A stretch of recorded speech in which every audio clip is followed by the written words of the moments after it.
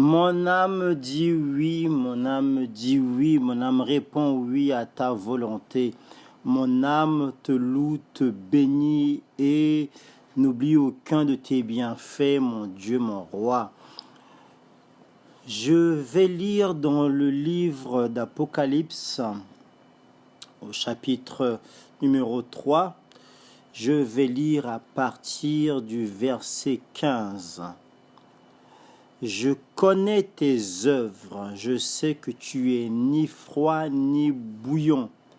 Puisses-tu être froid ou bouillon? Ainsi, parce que tu es tiède et que tu n'es ni froid ni bouillon, je te vomirai de ma bouche. Je reprends cette belle lecture, la lecture de cette belle parole qui dit « Je connais tes œuvres. Je sais que tu n'es ni froid ni bouillon. Puisses-tu être froid ou bouillon? Ainsi, parce que tu es tiède et que tu n'es ni froid ni bouillon, je te vomirai de ma bouche. » Ça, c'est la parole du Seigneur.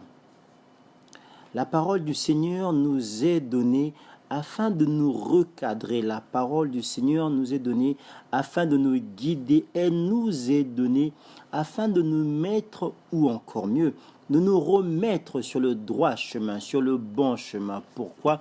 Parce que celui-là qui est mort à la croix pour nous est le bon berger. Celui-là qui est ressuscité d'entre les morts pour nous est le Seigneur des seigneurs. Celui-là qui vit à jamais pour nous est le maître des temps et des circonstances. Quelles sont ces circonstances dans lesquelles nous sommes ni froids ni bouillons? Quelles sont ces circonstances dans lesquelles nous nous trouvons dans cette position que le Seigneur a dit parce que nous sommes tièdes?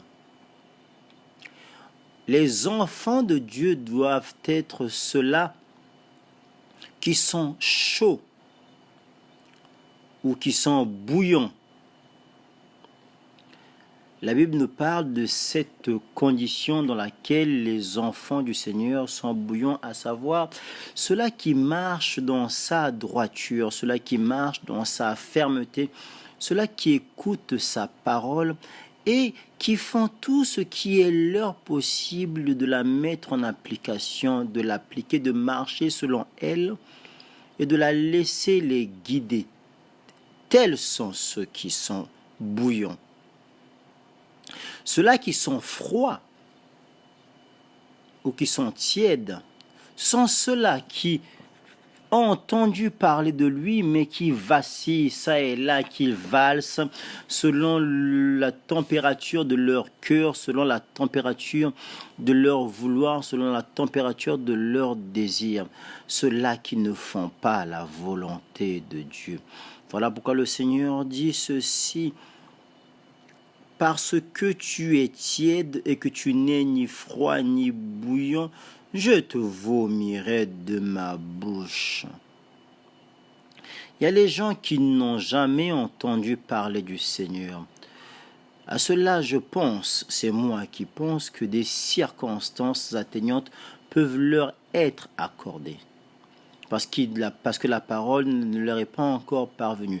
Et c'est pour cela que nous, en tant qu'enfants de Dieu, nous devons faire en sorte que la parole parvienne à ceux-là. Nous devons faire en sorte qu'ils puissent entendre la parole de Dieu, entendre parler de Jésus-Christ, entendre et recevoir cette parole pour que ceux-là également soient avec nous, appelés enfants de Dieu, ceux qui l'ont accepté, qui ne sont pas nés de la chair ni du sang, mais sont nés de l'Esprit de Dieu. Parce que la Bible déclare que nul ne peut dire, nul ne peut confesser, nul ne peut proclamer, nul ne peut s'exclamer en disant que Jésus-Christ est Seigneur si ce n'est inspiré par l'Esprit de Dieu. Voilà pourquoi, lorsque nous confessons que Jésus est Seigneur, la Bible nous dit que nous sommes des enfants de Dieu, des enfants de Dieu, des enfants bien-aimés de Dieu. Lorsque nous proclamons cela, parce que nous sommes dans une condition assez spéciale, parce que nous sommes des êtres spéciaux, bien-aimés.